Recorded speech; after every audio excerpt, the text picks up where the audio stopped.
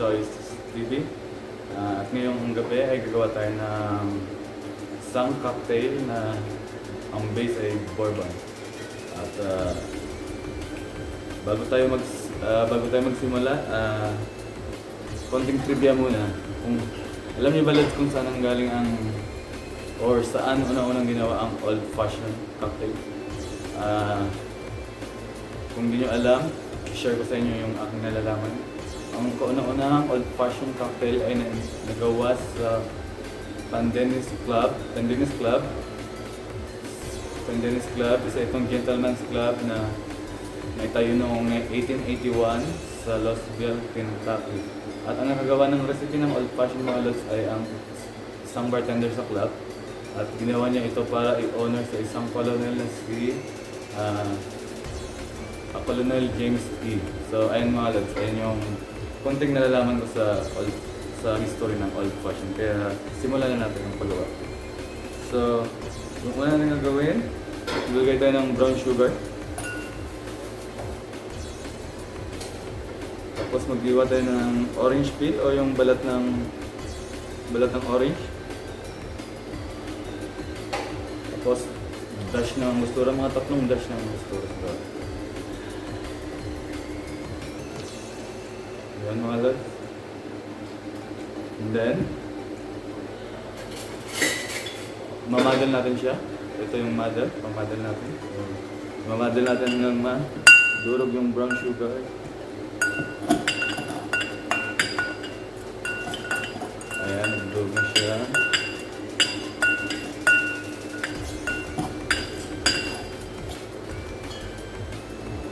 So, lagyan mo na natin konting ice para mag-water yung ice, mag-melt siya. At magpupoy tayo ng 60 ml na bourbon. Ayan. Tapos ilalagay natin dito sa ating empty bottle. Kasi yung gagawin natin old-fashioned is medyo may twist siya. Gagawin natin siyang smoky old-fashioned. Kaya kailangan natin.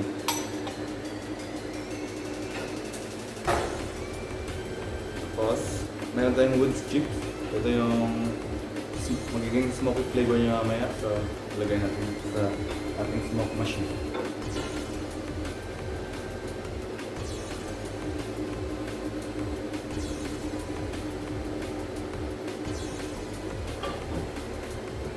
And then, buksan natin yung smoke machine. Sisindihan.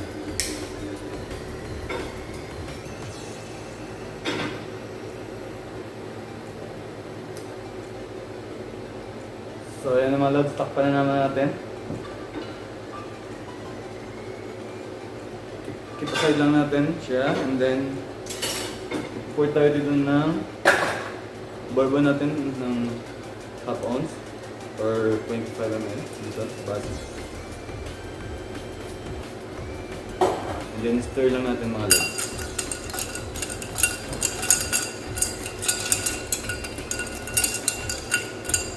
Alam niyo ba lahat ng pinagkaiba ng bourbon sa whisky? Ang pinagkaiba ng bourbon sa whisky actually bourbon sa type siya ng whisky. Lahat ng bourbon ay whisky, pero hindi lahat ng whisky ay bourbon. At masasabi ang isang whisky makakasama sa kategory ng bourbon if gawa siya at least 51% made of corn yung bourbon. So masasabi natin masasama sa isang kategory ng bourbon pag gawa siya sa at least 51% ng made of corn. So ayan mga lods. At saka alam niyo ba mga lods, ang bourbon 95% ng bourbon sa buong mundo ay nanggaling sa gawa sa Kentucky. Kaya nung 1964, diniklara ng US Congress na ang bourbon ay isang American native spirit. So, ito na. Stir na natin mga lord. Dagdagan natin ng yellow ice.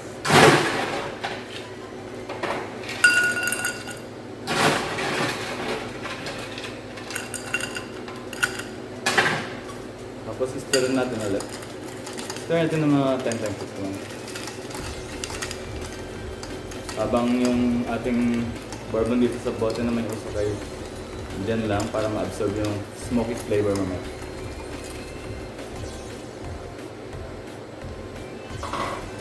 So ito na yung ating bourbon, yung smoke. So shake lang natin konti para maano yung makuha niya yung smoky flavor na gusto natin.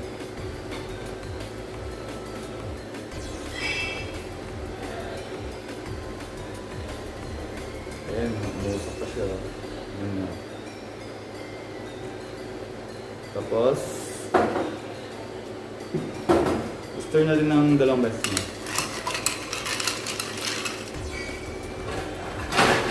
Tapos, yellow. Saka for the garnish natin, kailangan na isang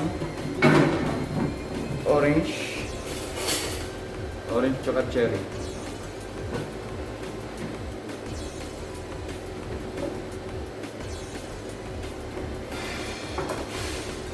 So, lagyan na natin orange sa loob.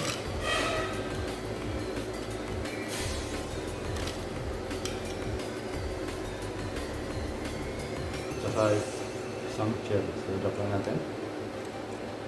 So, kasi meron yung gawa natin, smoky old fashioned. So, ibalik natin ulit dito sa may smoke machine. Takpan lang natin.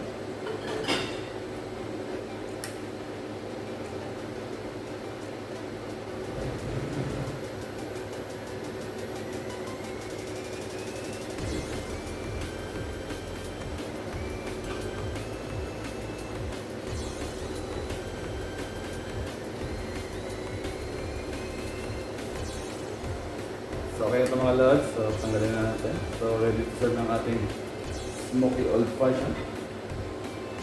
Smoke old fashioned. So, ito na siya mga lods. So, buksan na natin. Ito na ang ating smoke old fashioned.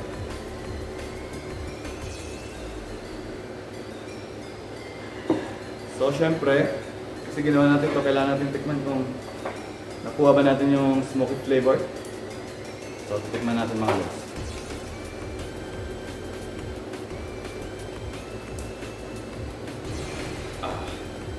Wow.